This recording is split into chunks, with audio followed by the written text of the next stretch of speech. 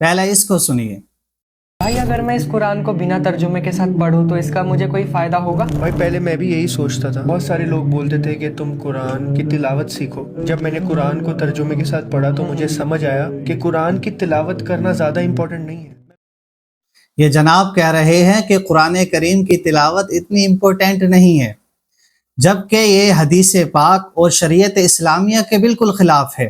مسلم شریف کی حدیث ہے، اللہ کے رسول صلی اللہ علیہ وسلم نے ارشاد فرمایا، اقرأوا القرآن فإنه يأتي يوم القیامت شفیعا لأصحابی، کہ قرآن کریم کی تلاوت کرو اس لیے کہ قرآن کریم قرآن پڑھنے والوں کے لیے قیامت کے دن شفیع بن کر آئے گا۔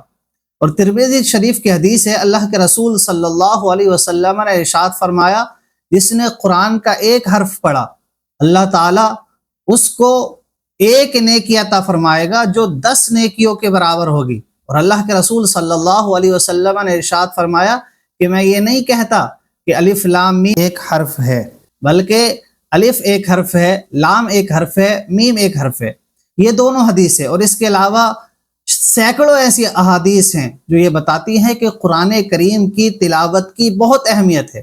یقیناً قرآن سمجھنا بہت اہم ہے، لیکن اس سے پہلے قرآن کی تلاوت ہے، اس لیے کہ اگر کسی نے پورا قرآن سمجھ لیا لیکن اس کو تلاوت نہیں آتی ہے تو اس کی نماز نہیں ہو سکتی۔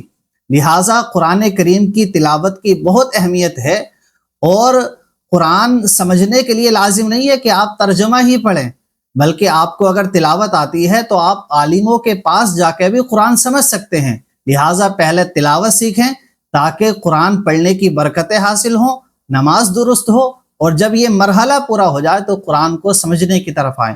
اور اس طرح کے جو بے علم لوگ جو عالم نہیں ہیں ان سے دین نہ سیکھیں تاکہ آپ کا ایمان برباد نہ ہو۔